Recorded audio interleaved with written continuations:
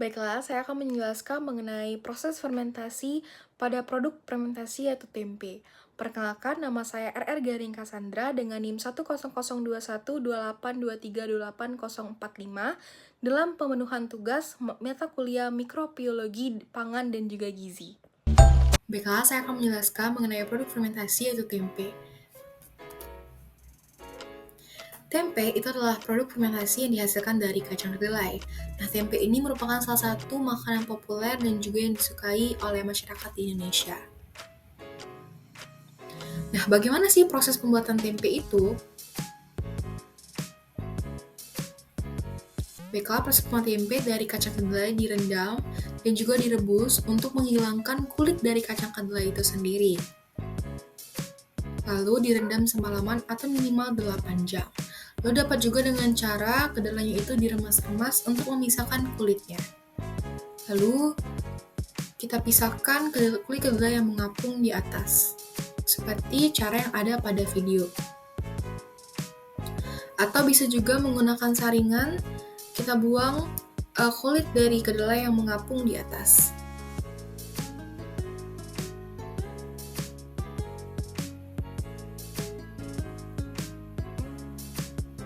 Kedelai yang dipakai itu harus bersih dari kulit. Jadi tahap pertama adalah pembersihan kulit kedelai dari kacang kedelainya. Lalu setelah bersih, kedelainya direbus kembali sampai mendidih.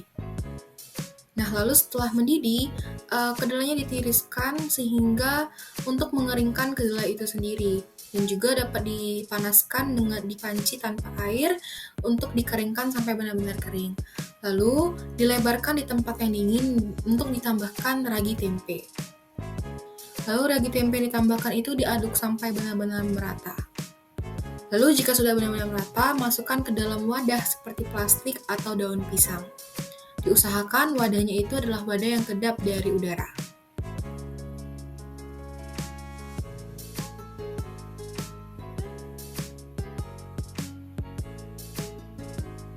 Setelah itu ditutup dengan rapat dan ditusuk dengan tusuk gigi sekitar 20 tusukan untuk memberikan udara pada saat proses fermentasi itu sendiri.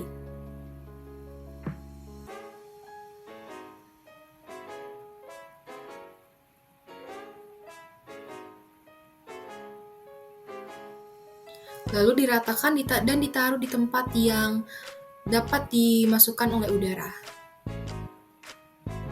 Baiklah, ketika tempe sudah memutih seperti ini, artinya tempe sudah siap untuk dipanen. Nah, singkatnya itu seperti apa sih proses pembuatan ini? Singkatnya, kedelai itu melakukan perendaman, lalu dan juga penggilingan kedelai. Gunanya untuk apa? Untuk memisahkan kulit kedelai itu dari kacangnya. Lalu kedelai sudah bersih, itu dicuci kembali dan direbus. Setelah mendidih, itu kedelai didinginkan. Nah, kedelai yang didinginkan itu nanti akan diberi ragi, yaitu ragi tempe, yang dimana setelah diberikan ragi dan diaduk dengan rata, akan dimasukkan ke dalam wadah seperti daun pisang atau juga seperti plastik yang kedap udara. Lalu, kedelai mengalami proses fermentasi dan menghasilkan tempe, yang dimana itu ditandai dengan warna putih dan juga aroma yang khas. Lalu, bagaimana sih proses fermentasi tempe itu?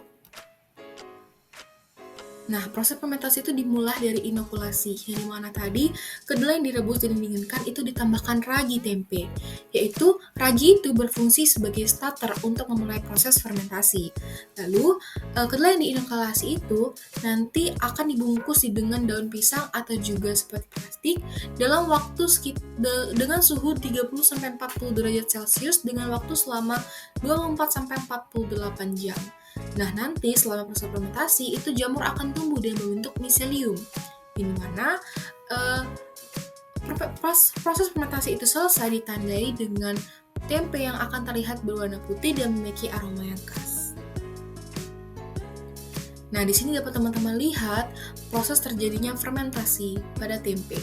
Pada hari pertama, itu belum terlihat apa-apa, belum muncul miselium yang tadi saya sebutkan. Namun sepertinya proses fermentasi sudah berjalan, sudah muncul, jamur-jamur sudah mulai tumbuh. Nah, pada proses hari kedua, jamur itu sudah mulai tumbuh dan bereaksi. Nah, namun belum sepenuhnya menyelimuti tempe. Nah, perlahan-lahan dari hari kedua sampai ke hari ketiga, miselium itu mulai bertumbuh lebih banyak dan lebih banyak lagi. Yang ditandakan bahwa hari ketiga, itu tempe sudah siap untuk dimakan. Nah, proses fermentasi dalam penelitian Agistiana yang saya riset ini, itu ternyata bervariasi tergantung pada perlakuan diterapkan. Nah, pada jurnal ini itu diterapkan beberapa perlakuan, seperti pada perlakuan ketiga, itu fermentasinya cepat sekali, itu dalam waktu 31 jam. Sedangkan pada perlakuan pertama mereka, itu waktunya terlama, yaitu 69 jam. Nah, pada video itu diberikan bahwa fermentasi dilakukan selama 3 hari. Namun memang tidak disebutkan berapa jamnya, namun setelah seperti yang kita tahu bahwa 3 hari merupakan 72 jam. Nah, proses fermentasi tempe ini adalah suatu transformasi biokimia melibatkan bahan baku utama yaitu kacang kedelai, didorong oleh aktivitas mikroorganisme, terutama jamur yaitu genus dari Rhizopus. Nah, tahap dari fermentasi ini sebagaimana sih? Yang pertama itu adanya pemecahan karbohidrat. Jadi jamur Rhizopus itu memecah karbohidrat menjadi asam lemak, glukosa, dan senyawa lainnya. Lalu pembentukan aroma dan rasa itu dari proses pemecahan karbohidrat metabolisme jamur itu menghasilkan beberapa senyawa nih yang memberikan aroma dan rasa khas pada tempe. Lalu dari fermentasi inilah juga meningkatkan ketersediaan nutrisi pada tempe seperti meningkatkan kandungan protein, vitamin, dan juga mineral. Lalu bakteri apa sih sebenarnya yang ada di dalam proses fermentasi tempe? Sebenarnya tadi sudah saya sebutkan bahwa bakteri atau jamur yang utama dalam tempe ini adalah Rhizopus sp. Yang dimana di sini saya lampirkan video, bisa dilihat bahwa kita akan melihat Rhizopus yang ada di dalam tempe itu sendiri dengan uji lab menggunakan mikroskop. Nah, jamur ini menghasilkan enzim yang membantu dalam pemecahan komponen kompleks dalam kedelai, seperti protein dan karbohidrat menjadi bentuk yang lebih sederhana dan lebih mudah dicerna. Nah, dari bakteri ini juga, melalui proses fermentasi itulah, Rhizopus juga meningkatkan ketersediaan nutrisi dalam tempe, menjadikan tempe lebih bergizi. Di sini dapat dilihat, dengan mikroskop kita dapat melihat Rhizopus di dalam tempe, bahwa ternyata bentuk Rhizopus di dalam tempe itu seperti pada di layar.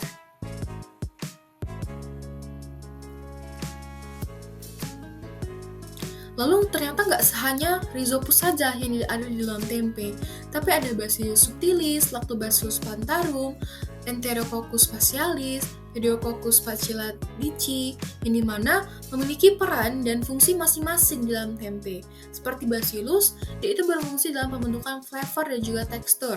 Lalu ada juga Lactobacillus, itu berfungsi untuk menurunkan pH dan sebagai berikutnya. Nah, lalu bagaimana sih penyimpanan dan pengemasan tempe itu sendiri? Kita mulai dari pengemasan. Nah, tempe itu kan seperti yang kita tahu, itu biasa dikemas dalam plastik atau daun pisang. Gunanya apa? Mencari media yang kedap udara, sehingga menjaga kesegaran dan juga mencegah kontaminasi. Nah, perlu juga meningkatkan sterilisasi, yang dimana sterilisasi nggak hanya pada saat pengemasan saja, tapi pada saat sebelum dan juga proses pembuatannya tadi, sehingga dapat menghindari kontaminasi. Lalu penyimpanan itu bagaimana? Dari jurnal yang saya baca, bahwa suhu terbaik untuk menyimpan tempe adalah 4 derajat Celcius sampai 10 derajat Celcius. Fungsinya apa? Yaitu untuk memperlambat pertumbuhan mikroorganisme, karena di suhu ruang itu dapat mempercepat pembusukan. Nah, kelembapan dari tempe juga harus terjaga. Tempe harus disimpan di tempat yang kering untuk mencegah kelembapan yang mengakibatkan tempe lembek dan juga cepat busuk. Saya rasa itu saja yang dapat saya sampaikan mengenai fermentasi tempe. Terima kasih atas perhatiannya. Terima kasih.